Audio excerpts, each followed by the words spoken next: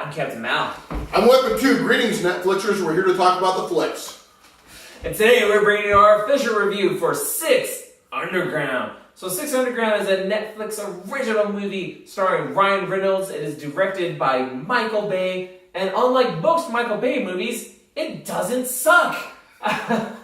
So we'll keep the first part of this review spoiler free. I don't know if we're going to have to spoil anything or not. But Weapon 2, what did you think of the Six Undergrounds? You specifically texted me and said this was a good movie that I should check out. I did. That is what I did, Captain Mal. I thought this movie was excellent. This movie is, let's see, Zero Dark 30 meets Fast and Furious meets Ocean's 11 meets Van Wilder. That's what this movie is.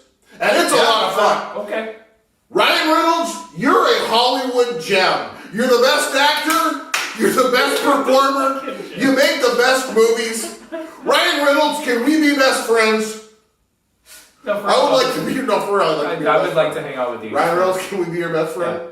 Can we be your best friend? You want to come on the show? I would like to issue an official invite to Ryan Reynolds to be the guest on the podcast. Please, Ryan. It's a prestigious honor. Prestigious, however you say that. It's not, you don't even know the word. But we want you on the show. We want you to be our friend, Ryan. Yeah. I'm your biggest fan. I'm your second biggest fan. Okay, but Six Underground was actually an entertaining movie. That was one of the funnest original action movies I've seen in a long time. Just when you think the flicks is getting beat down by the plus, this gem comes out. I'm telling you what. Tell me more about this movie. Alright, so it kicks off immediate action. You immediately open an action set piece taking place in Florence, Italy. Hey, spoiler alert, I've been there. It was great, but this movie is big, it's over the top, it's dumb, it's fun. And the little bit about the plot is it stars 6 individuals who have walked away from their lives that are basically dead by all intents and purposes. Fake their own deaths. So that way they could be this mercenary team that takes out truly bad people, not restrained by governments and bureaucracy and all politics and all that. Ties to their family, which uses a weapon against them. Right. They are essentially ghosts, and they go do what's right. And it's a very simple premise, and like you can go a couple different ways with a movie like this, but they go for essentially action comedy. Yes. Right? And that was a brilliant way to go because it still allows Ryan Reynolds to be Ryan Reynolds and be quippy and funny and all that kind of stuff. And where the movie does a good thing where it's introducing a new member to the team, and he's kind of our eye into this world and into this team, and like he's going through the introduction and all that, which was really good. No, first, like you said, they're spoiling. I was saying we're spoiling first. Are we gonna? No, are we not spoiling yet? It's a good movie. Watch the movie. I'm ready for spoilers. No, watch the movie. Okay. It's on Netflix. You got Netflix watching. Spoiler alert. Push a button.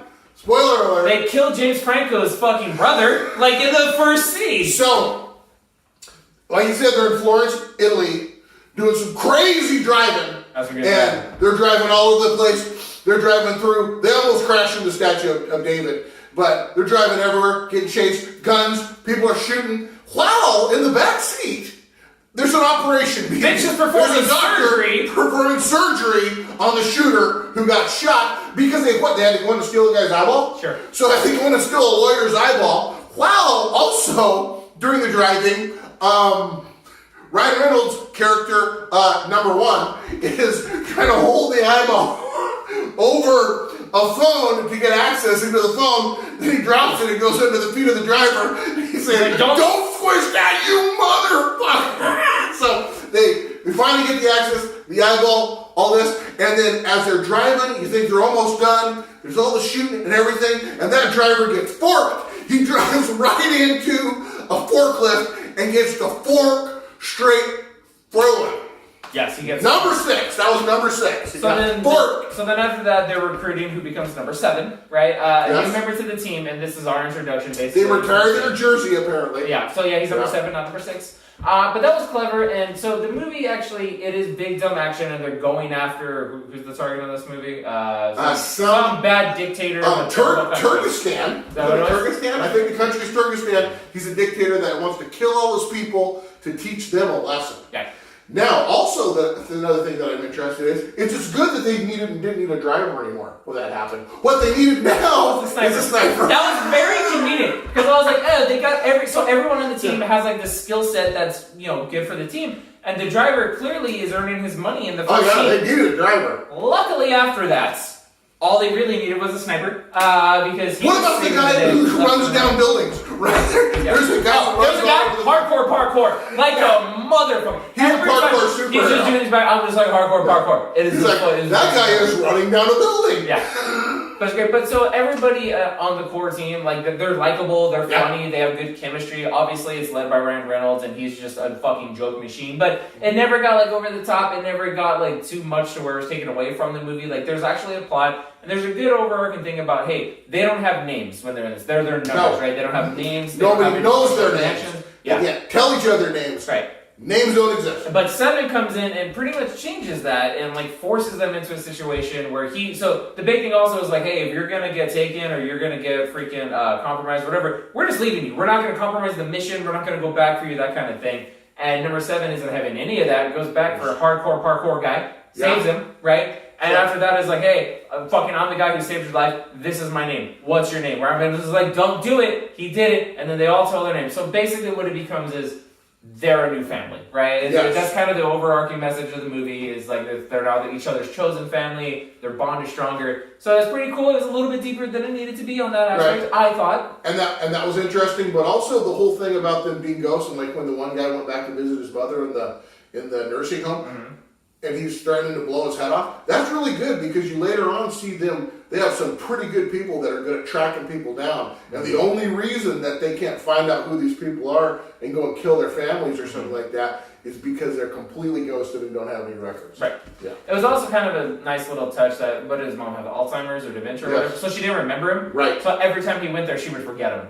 Yes, but when she found out it was him, she didn't like him. Yeah. When she realized it was it's you? I don't even like you! Yeah, that was good shit. Yeah. So yeah, the movie was cool. The action. So this movie is really sold on the action. Yep. The action is insane. Yep. It's crazy. It never feels like Fast and Furious, like complete fuck you to physics. But they do some ridiculous things, right? Yep. There's this bit at the end on the ship where Ryan Reynolds has this device that uses magnets, and he's just chucking around. He's the real life Magneto. Yeah, that's how he made his billions. Yeah. Was through magnets when he's a kid. Yeah. Started doing magnet crap when he was a kid.